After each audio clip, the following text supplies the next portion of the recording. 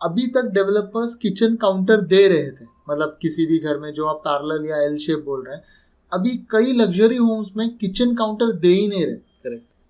इसमें वो डेवलपर्स हमें कहते हैं कि फुल्ली मॉड्यूलर किचन ले लीजिए। तो अभी फुल्ली मॉड्यूलर और सेमी मॉड्यूलर, इसमें फ़र्क क्या है?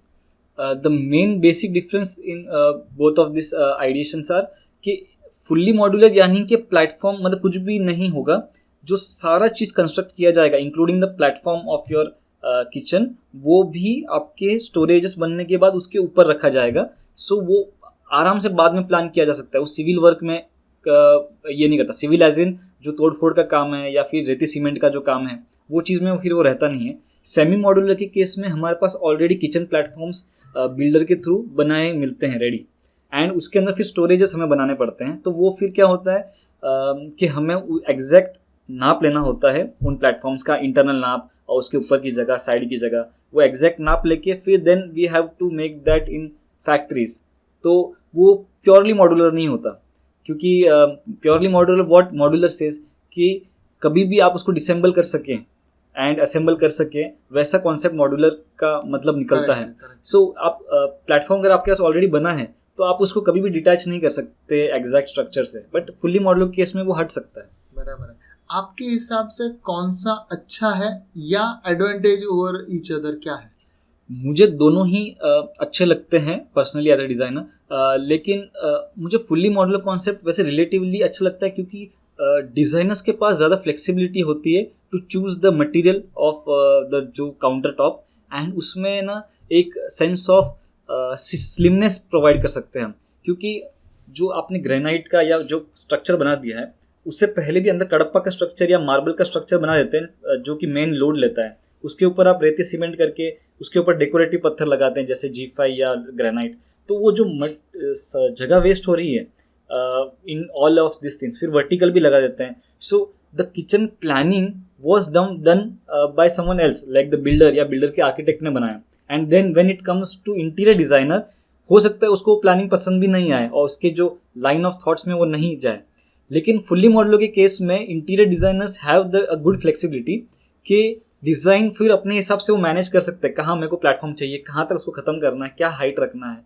वो सब फ्लेक्सिबिलिटी के हिसाब से मुझे फुल्ली मॉड्यूलर ज़्यादा पसंद है। बराबर है। और मेरे ख्याल से ये फैक्ट्री में बनने के लिए आसान भी होगा, क्योंकि वॉल टू वॉल मेजरमेंट लेना है आपको, न कि उसके अंदर के कडप्पा किधर लगा है, हाइट क्या है रखी है। तो फैक्ट्री में अपने खुद बन जाएगा, यहाँ वॉल टू वॉल फिट कर सकते हैं।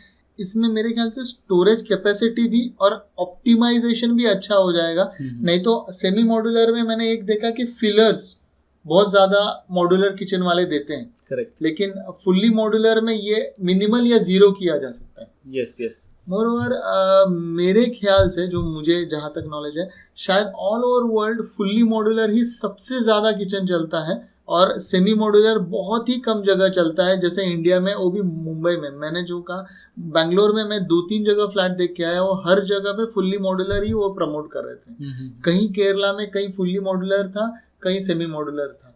नॉर्थ में मैंने दिल्ली में भी यही नोएडा एरिया में देखा है, फुल्ली मॉड्यूलर ज़्यादा प्रमोट कर रहे थे रादर देन सेमी मॉड्यूलर। अभी यहाँ साउथ मुंबई में तो लोधा, जो साउथ मुंबई लोधा है, वो थोड़ा बहुत फुल्ली मॉड्यूलर प्रमोट करता है, वो काउंटर्स नहीं दे रहा है। कई लोग फिर भी मांग रहे हैं, क्योंकि मुंबई में अभी तक वो आदत नहीं पड़ी है। और जैसे आप कह रहे थे ना कि ये जो फंक्शन ऑफ प्लेटफॉर्म है वो भी रिसेंटली इवॉल्व है। एंड पहले उन्होंने कडप्पा देना शुरू किया फ्लैट्स के अंदर, फिर कडप्पा थोड़ा सा नॉन डिजाइनर लगना शुरू हुआ, फिर उसके ऊपर उन्होंने सोचा कि इसके ऊपर ही पत्थर लगा देते हैं। सो इवोल्यूशन ही अपना प्लेटफॉर्म का ऐसा है कि दैट मेक्स अस फील कि ये तो part and parcel of kitchen होना ही चाहिए। डेवलपर की रिस्पॉन्सिबिलिटी है। हाँ, वो तो देना ही है उनको। एंड फुल्ली मॉड्यूलर हजम होने में हमको समय लग रहा है, क्योंकि that challenges the current evolution of our mentality. That is the main issue. बाकी मुझे लगता है रिसेंट थोड़े से कुछ सालों में फुल्ली मॉड्यूलर का अडेप्टेशन हो ही जाएगा।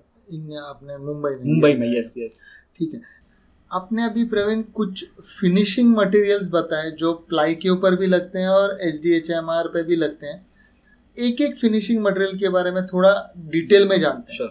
जैसे कि सनमाई का जो आप लैमिनेट बोल रहे हैं, वो तो बहुत कलर्स में मिलता है, मेरे ख्याल से more than 6000 shades of laminate with various companies available है जो हम यूज कर सकते हैं। लेकिन उसकी धार जो काली दिखती है वो एक गंदी दिखती है, जो इंटीरियर डिजाइनर्स को बिल्कुल पसंद नहीं आती। तो इसे कैसे अवॉइड किया?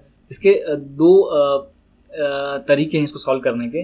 पहला तो है आप कोर लैमिनेट्स यूज़ कर सकते हो। कोर लैमिनेट्स यानी कि जो फ्रंट कलर है वही उसके जो कोर मटेरियल है वो उसी के अंदर कवर किया जाता है। तो पहले मैं बता देता हूँ लैमिनेट बनता कैसे। Laminates are basically 7 to 8 layers of paper जो कि are bonded with a glue. उससे वो इतना कड़क हो जाता है कि वो बहुत ही सॉलिड मटेरियल बन जाता है। सो वही कलर ऑफ पेपर यूनिफॉर्मली पीछे से लेके आगे तक यूज़ किया जाता है, तो वो एक उसका जो धार है वो वही कलर की दिखती है। बट कोर मटेरियल्स जो हैं वो बहुत ज़्यादा सक्सेसफुल नहीं है मार्केट में, यानी कि उसमें जो स्ट्रेंथ आनी चाहिए, क्योंकि डेकोरेटिव मटेरियल का जो पेपर है वो आप कलर में लिया तो चलेगा क्योंकि सिंगल लेयर है, बट उसके पीछे जो बैकिंग है वो एक सॉलिड ऐसी होनी चाहिए पेपर की जो कि बहुत ज़्यादा फटे नहीं। लेकिन कोर में क्या होता है सेम ही है तो फटने के बहुत ज़्यादा चांसेस हो जाते हैं, स्टडी नहीं रहता है, स्टडी भी नहीं रहता है, क्रैक आ सकता है, क्रैक आ जाता है। यस, तो वो सजेस्टेड नहीं है। जो सेकंड बेस्ट ऑल्टरनेटिव है वो है आप मॉड्यूलर किचन की तरफ जाइए। मॉड्यूलर किचन में क्या होता है कि आपका लैमिनेट जो है वो लग जाता है, उसका अभी जो एज है आपका पूरा प्लाईवुड के साथ लैमिनेट के साथ जो एज बना है, अभी आपको जो काला धार है वो इस तरफ दिख रहा है। अभी मॉड्यूलर में क्या होता है, इस प्रोसेस होने के बाद जो नेक्स्ट प्रोसेस है वो है उसका एज बेंडिंग। एज बेंडिंग यानी कि जहाँ पे नॉर्मल कारपेंटर्स एजेस पे आपको वही सनमाइका लगा देते हैं, तो उस सनमाइके का आपको धार वापस काला दिखाई देता है। सो या तो इसका दिखेगा या तो इसका दिखेगा। बट मॉड्यूलर के केस में उसको एज बेंडिंग कर देते हैं with material called PVC. So PVC हम बहुत सारे मॉड्यूलर किचन मैन्युफैक्चरर्स क्या करते हैं, उसको मैच करने की कोशिश करते हैं या कॉन्ट्रास्ट में लेते हैं, किसी भी तरह से उसको मैच कर देते हैं। उसका थिकनेस होता है और यूनिफॉर्म होता है।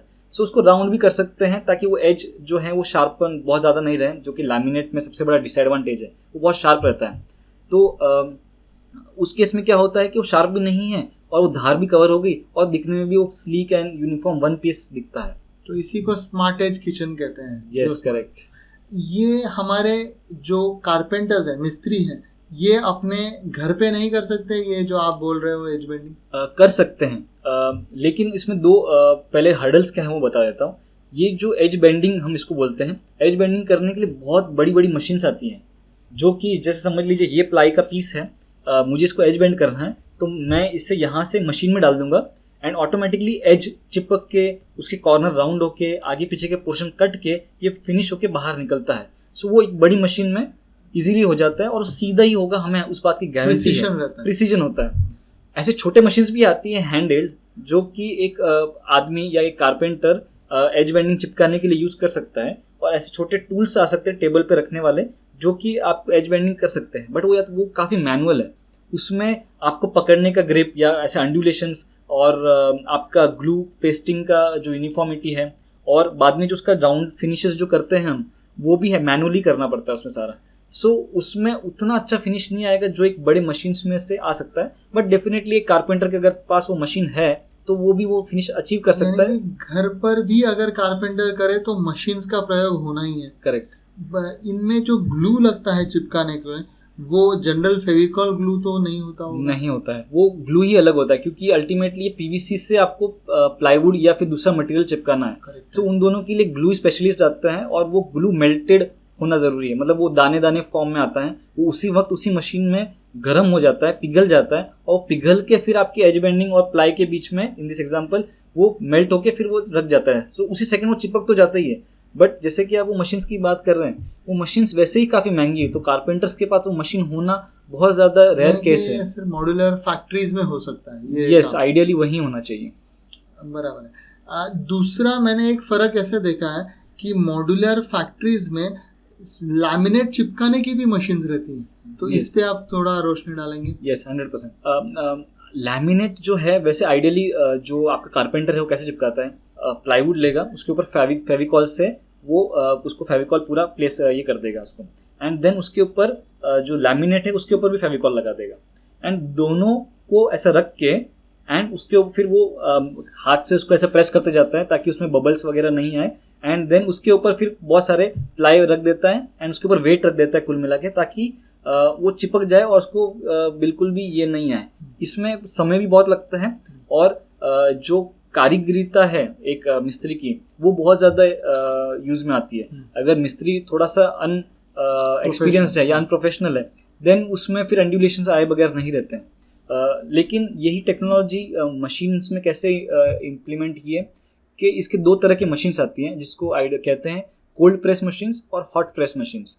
सो कोल्ड प्रेस मशीन्स क्या करती हैं, वो जो प्रेसिंग का काम है वो बहुत सही तरह से करती है, क्योंकि हम अगर कारपेंटर्स के केस में इमेजिन करें, एक के ऊपर एक प्लाई भी रख दें और कहीं पे वज़न भी रख दें, तो हमारे पास एक तो वज़न रखने की चीज़ें भी कम हो जाती हैं एंड तो फिर वो सही नहीं होता, और प्लाई के अंडुलेशंस भी वो सॉल्व नहीं करता बहुत तरीके से।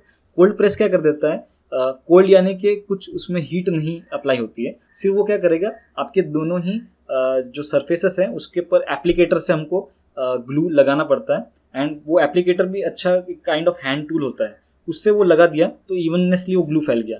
फिर कोल्ड प्रेस मशीन के ऊपर वो सिर्फ रख के आप मशीन चालू कर दो तो दो हाइड्रोलिक जो हैंड्स हैं या सरफेसेस हैं वो उसको एकदम ही हाई लेवल पे, हाई प्रेशर पे उसको पकड़ के रखता है। सो कोल्ड प्रेस मशीन वो थोड़े घंटों में वो आपको निकाल सकते हैं उसको।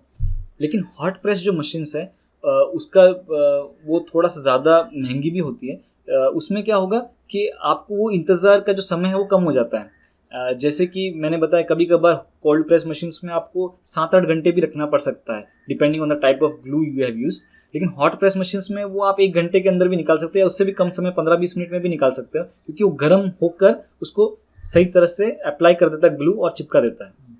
मैंने सर घर पे कारपेंटर जब काम करते हैं देखा है कि कभी कभी तो वजन भी नहीं रखते, या वजन पूरे शटर के सेंटर में रखते हैं और एंड में सिर्फ वो टेप, एब्रो टेप जो बोलते हैं वो लगा देते हैं। Yes. तो कहीं कहीं फिर बबल आ जाता है। लेकिन आप जो मशीन्स बोल रहे हैं उससे शायद दोनों इतना वजन होमोजीनियस पड़ता होगा कि सब जगह समान वजन आता होगा उस मशीन्स की वजह से, इसीलिए कहीं सेंटर में ज़्यादा कहीं कम ऐसा वजन की भी संभावना नहीं होती, कि इसलिए अच्छा चिपकता होगा। करेक्ट। दूसरा एक और ऑब्जर्वेशन मेरा है, जब हमारे कारपेंटर घर पे काम करते हैं, किचन बनाते हैं, तो पहले वो सारे शटर्स कट करते हैं, झुला के देखते हैं और फिर सनमाइका लगाते हैं। Yes. जबकि आप मशीन्स में कुछ अलग तरीके से होता है शायद। यस, ये ना बहुत अच्छा चीज़ पूछा जो क्लाइंट्स को जनरली नहीं पता चलती है। इसी में बहुत ज़्यादा टाइम बच जाता है। अभी कारपेंटर जैसे आपने बताया, वो क्या करेगा, प्लाई का पीस लेगा एंड पहले तो उसने सारे शटर्स के कारकेसेस बना के दीवार पे टांग दिए। अभी वो क्या करेगा, प्लाई को शटर के इसमें काटेगा, वो वहाँ पे टंगा के देखेगा हिंजेस पे बराबर बैठ रहा है क्या, ग्रूव बराबर सेट हो गया है क्या। तो उसमें हो सकता है नहीं भी हो, तो 2-3 बार उसको रंदा मार के वापस जाके सेट करें, तो वो उसमें एक तो टाइम तो गई। एंड देन उसके बाद इतने ज़्यादा क्वांटिटी ऑफ प्लाइस, आप एक किचन ही इमेजिन कीजिए कि इतने ज़्यादा स्टोरेज है उसमें, जितने नंबर ऑफ शटर्स है उतना नंबर ऑफ टाइम्स आपको उसके ऊपर सनमाइका पेस्ट करना है एंड फिर उसको फिनिश करना है। फिर वो सूखने के बाद आप उसके ऊपर एज लगाएंगे, वो एक separate process. So the whole timeline of a carpenter made kitchen इसी वजह से बहुत ज़्यादा इलोंगेटेड हो गया।